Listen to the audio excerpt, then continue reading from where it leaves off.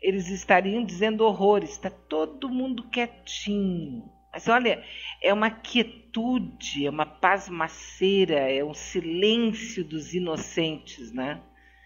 É uma gente muito, mas muito podre. Podre de alma, né? Porque se criticava de um, teria simplesmente que criticar de todos. Afinal de contas, sempre disseram e dizem que estão falando em nome da população. Então, que se fizesse as críticas. Acho que a crítica ela é absolutamente necessária, né? Em qualquer governo. Não pode ter um governo livre de críticas, porque ninguém acerta 99 dente. Criminosa, violenta, apenas quando estava no poder um determinado modelo, um partido, um propósito, um projeto que tinha o objetivo de chegar nas pessoas mais pobres, mesmo, de verdade verdadeira, e agora simplesmente silenciam, pior ainda, tentam justificar quando a coisa fica acima, né, da sua posição, assim, de não tem nada com isso não é importante e tal, eles ainda tentam justificar. Tanto que tem gente que diz que o Paulo Guedes não falou isso, que o pessoal está dizendo que ele falou. Mas quer ver? Quer dizer, ver não, né? Ouvir? Caso nasceu, vai passear o Brasil, vai conhecer o Brasil. Para Disneyland, empregado doméstico para Disneyland, uma festa danada. Mas peraí, vai passear ali em Foz do Iguaçu, vai passear ali no Nordeste, tá cheio de praia bonita, vai para Cachoeira do Itapemirim, vai conhecer onde Roberto Carlos nasceu, vai passear o Brasil, vai conhecer o Brasil, entendeu? Tá cheio de coisa bonita para ver. Vamos botar todo mundo para conhecer o Brasil. Eu até de vez em quando eu quis dar o exemplo também, antes que fale. O ministro diz que a empregada doméstica estava indo para Disneyland. Não. O ministro está dizendo que o câmbio estava tão barato que todo mundo estava indo para Disneyland. Até as classes sociais, mas todo mundo tem que ir para Disneyland conhecer um dia, mas não em 3, 4 vezes por ano, né? Porque com dólar a 1,80 tinha gente indo 4 vezes por ano. Todo mundo indo para Disneyland. Tu imagina só, o dólar estava baixo, o dólar estava bom, daí tinha gente indo 3, 4 vezes por ano para Disneyland, que é empregada doméstica. Olha que homem abjeto, né? Ao invés de ele dizer, não, esse é o nosso objetivo, fazer com que as pessoas possam viajar para Disneylândia, para Barra do Ribeiro, para Seychelles, para Tonga da Mironga do Cabulete. A gente quer que o pessoal tenha condições, que a gente possa ver as pessoas comprando carro, viajando, mandando filho para a Europa, mandando filho para a universidade, abrindo mais uma filial da sua lojinha, sabe? Que as pessoas possam realmente pensar em crescer, em se desenvolver o país, os brasileiros. Mas não pode, que isso? Tem que morrer de fome. Querem, inclusive, acabar com o SUS. E tem uma especialista aí que diz que o brasileiro, que ela está pasma, que ela acha que o brasileiro tinha que estar aos berros, brigando para não acabar com o SUS, porque eles vão acabar com o SUS. Enfim, não vamos aqui também, ó, nesse momento, né? A gente já tem o suficiente para se irritar com tanta coisa que nem precisa ficar procurando o que vai acontecer, ou não, né? Tomara Deus que não aconteça, que a gente não veja isso acontecer. O Lula, inclusive, criticou, né? E critica sempre essa posição, que é uma posição absurda contra os pobres, que a gente vê. Inclusive, eu postei no nosso Facebook. Onde é que está o Facebook aqui? Está aqui. Eu postei no Facebook um material bem curtinho do Lula falando sobre essa questão aí, né, dos ricos e dos pobres no Brasil, que realmente é bem isso aí que ele diz, né? Um problema, eu diria, psicológico coletivo na elite brasileira, que é não suportar a ascensão das camadas mais pobres do Brasil. Incomoda, é triste mas incomoda os pobres estarem ocupando as praças que eram dos ricos, os pobres estarem frequentando os restaurantes, os pobres estarem viajando nos aviões que eles viajavam, os pobres estarem, sabe, ocupando um espaço de ascensão social que não estava previsto na elite brasileira desde o fim da escravidão. Olha, é bem isso, né? Não estava previsto pela elite brasileira desde os tempos da escravidão. E essa talvez, tanto é que o Lula tem falado isso muitas vezes, ele não conhecia a história do Brasil. E a gente fica cada vez mais consciente de que a gente também não conhece.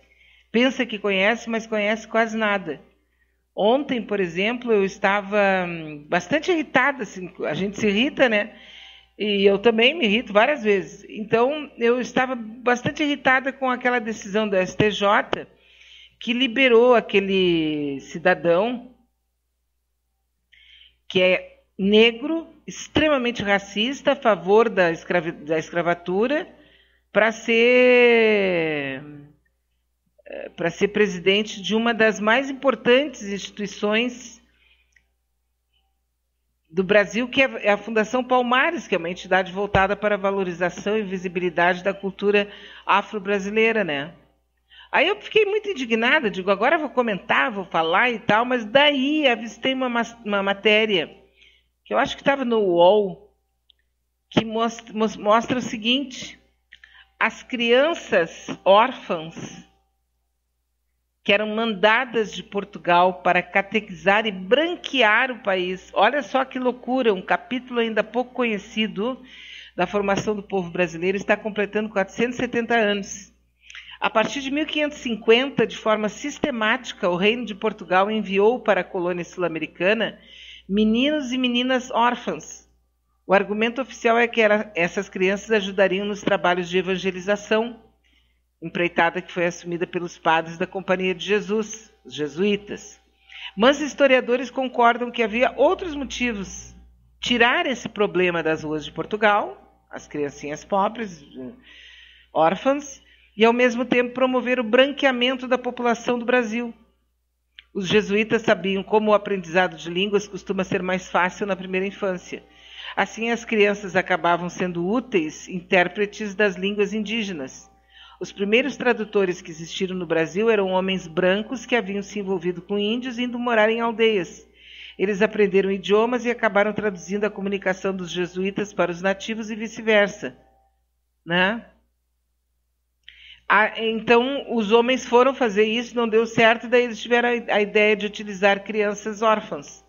E daí começaram a chegar. Eram crianças que em Portugal estavam em instituições mantidas pelos jesuítas, foram trazidas para o Brasil, aprendiam o idioma nativo e as crianças indígenas aprendiam o português. Tanto é que agora o interventor que vai tratar dos índios agora no Brasil, que é um radical desses aí evangélicos, ele disse que as indiazinhas e os índiozinhos têm que ir para as escolas comuns para que eles possam namorar negrinhos e branquinhos. Assim ele disse, agora, em 2020, século XXI, isso que eu estou falando aconteceu em 1550.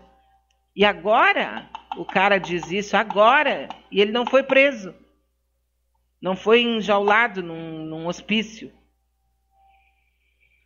Os primeiros meninos órfãos mandados de Portugal para o Brasil vieram no início de 1550. Eram 7 ou 8 crianças. Já havia em Salvador uma missão dos jesuítas. E por aí vai, né? Tem toda a história. Postei lá no nosso Face para quem tiver interesse em ler. E, obviamente, depois vai poder saber demais, né? Poder buscar mais informações sobre esse tema. Que explica um pouco do nosso DNA. Que é racista, que é fascista, que é misógino, que é traidor, porque o que estão fazendo com o Brasil, e ontem, por exemplo, assumiu o Onyx Lorenzoni, como a gente já tinha dito no final do ano passado, ele estava com os dias contados, né? E, de fato, ontem ele perdeu a Casa Civil, mas ele já tinha sido esvaziado, já tinha perdido praticamente todos os poderes. mas ontem ele foi substituído pelo general que foi o interventor militar do Exército Brasileiro no Rio de Janeiro, que deu naquilo que todo mundo viu, foi um fracasso, né? Mas para eles têm uma visão distorcida que parece que deu tudo certinho, tá? Tudo certinho, beleza pura. Então ele assumiu agora a Casa Civil, assumida por um militar. Não sei se Bolsonaro vai devolver todas as atribuições anteriores da Casa Civil, senão ele vai ser só vai ficar ali de enfeite e tal, porque realmente o Bolsonaro já tinha tirado tudo do Onyx Lorenzoni, né?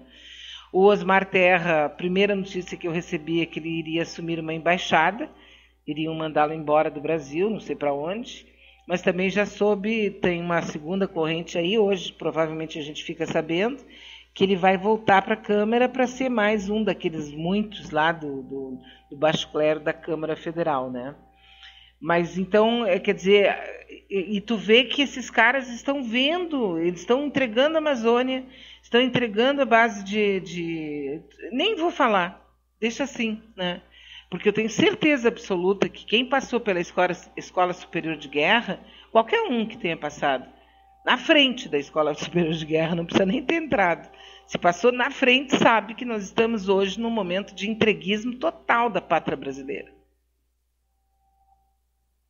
Traição mesmo, lesa pátria. Só qualquer umzinho, pode ser até meio pirueta da cabeça, mas se passou pertinho da Escola Superior de Guerra, sabe que nós estamos diante de um tempo de traição da pátria brasileira. E isso vai ficar na história, né? Não adianta querer achar que foi... não, só foi a esquerda que falou, porque é a esquerda que está dizendo. Não, é a vida mesmo que está dizendo. Tá? É a vida, exatamente como ela é, que está dizendo aquilo que é, né? E o Papa aponta crime de Bolsonaro um dia antes de encontrar Lula. Ele apresentou ontem um texto sobre o Sínodo da Amazônia. No texto ele chamou a Amazônia de Querida Amazônia.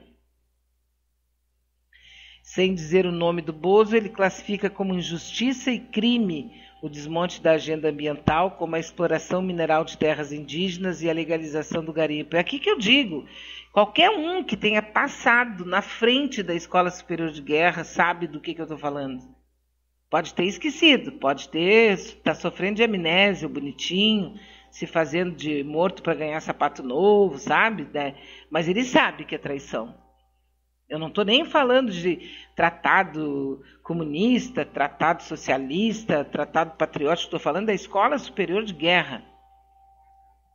E é uma tragédia quando a gente pensa nisso. Eu, pessoalmente, fico assim, sabe, sem aire, quando penso nisso. Como é que eles podem estar permitindo que façam isso, né? O Papa apresentou esse documento. Diz, a Amazônia querida apresenta-se aos olhos do mundo com todo o seu esplendor, o seu drama e o seu mistério.